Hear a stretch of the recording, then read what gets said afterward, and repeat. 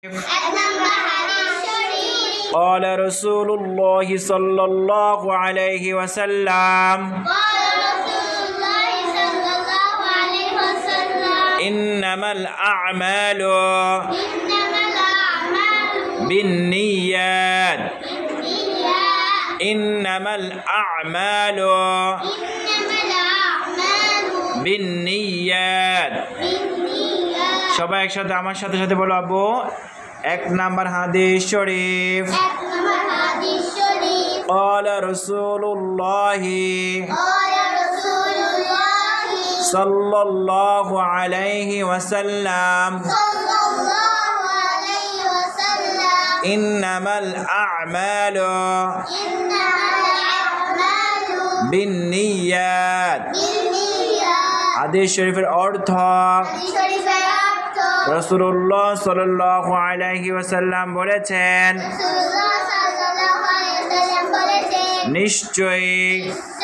নিশ্চয়ই তোমাদের কাজের প্রতিদান দেওয়া হবে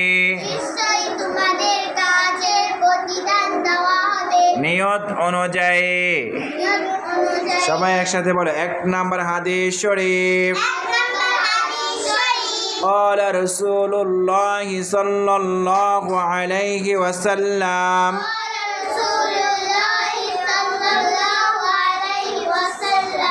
إنما الأعمال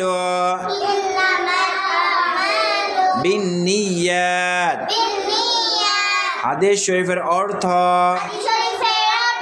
রাসূলুল্লাহ সাল্লাল্লাহু আলাইহি ওয়াসাল্লাম বলেছেন নিশ্চয়ই তোমাদের কাজের প্রতিদান দেওয়া হবে নিয়ত অনুযায়ী। তাহলে আমাদের এই যে আমরা এখানে কোরআন শিখতেছি তাই না, আমরা কোরআনে হাফিজা হব।